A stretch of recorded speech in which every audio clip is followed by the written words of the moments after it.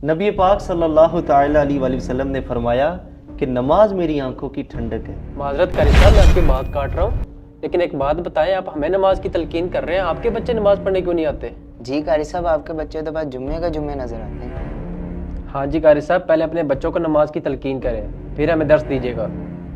चलो चले। इन्हें कैसे समझाऊं कि मैं अपने बच्चों को नमाज की कितनी तलकीन करता हूँ। खुदा के वास्ते नमाज पढ़ लिया करो। मैं इमाम मस्जिद हूँ, तुम लोग मेरी औलाद हो, क्यों नहीं पढ़ते तुम लोग नमाज? अब्बू जी टाइम होएगा तो पढ़ लेंगे नमाज। मेरे पास टाइम नहीं होता अभी। हाँ अब्बू जी, मेरे पास भी टाइम नहीं होता। साहब, इनका रवैया ठीक नहीं था बात करने का। ठीक ही तो कह रहे थे वो, मेरे बच्चे वाकई नमाज नहीं पढ़ते। मैं तो उन्हें समझा समझा के थक गया हूँ, लेकिन वो मेरी मानते ही नहीं है। कार साहब, आप परेशान ना हो, इसका मैं आपको हल बताता हूँ, आपके बच्चे भी नमाजी बन जाएंगे। जी असद भाई, ज़रूर हल बता दें, मैं तो बड़ा परेशान हो गया।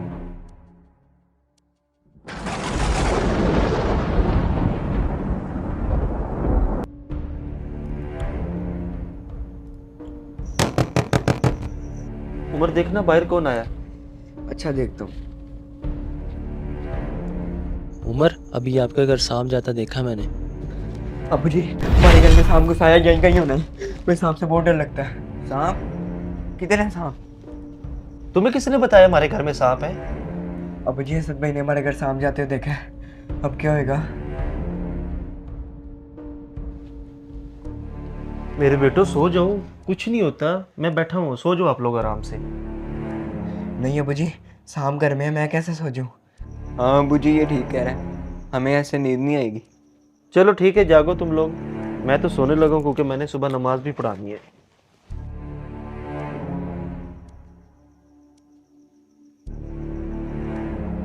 अल्लाहु अकबर, अल्लाहु अकबर।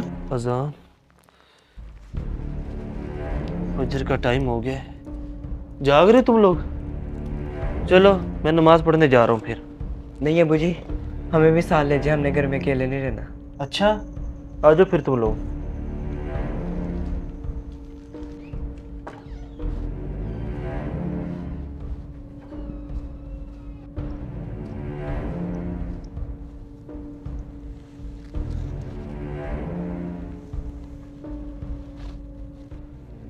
देखो यार, आज तो कारी के बच्चे भी नमाज में आ गए, बड़ी बात है। जी भाई, तकबीर पढ़े।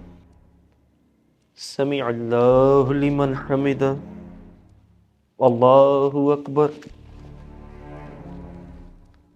अस्सलामु अलैकुम व रहमतुल्लाह, आमीन।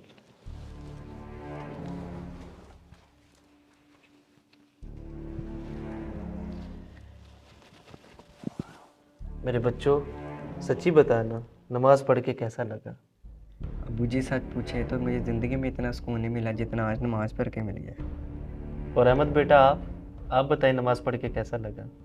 जी अब्बू जी, नमाज पढ़ के सांप का खौफ ही मेरे दिल से निकल गया। माशाल्लाह।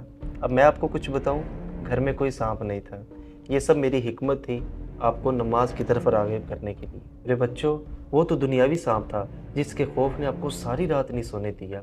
और मैंने जो हदीस पढ़ी है कि एक सांप है जिसका नाम है अशजाउल अकरा।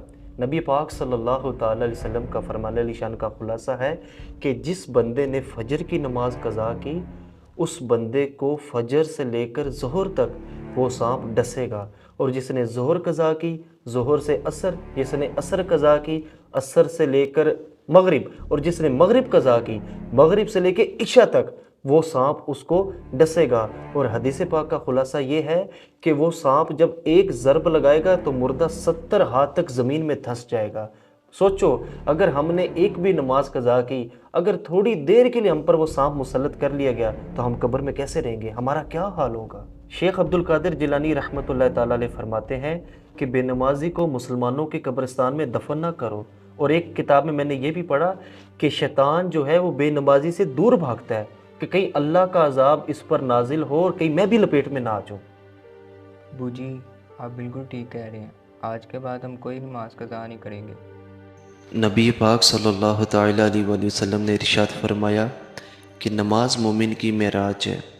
हमें चाहिए कि हम खुद भी नमाज को कायम करें और अपनी औलाद को भी हिकमत अमली से, मोहब्बत से, प्यार से, सख्ती से नमाज का आदी बनाए, ताकि हमारे मरने के बाद वो हमारे लिए सदका जारिया बन सके। अगर आपको हमारा ये मैसेज पसंद आया, इसे ज़रूर शेयर कीजिए और हमारे पेज को भी फॉलो कर लीजिए। बहुत शुक्रिया।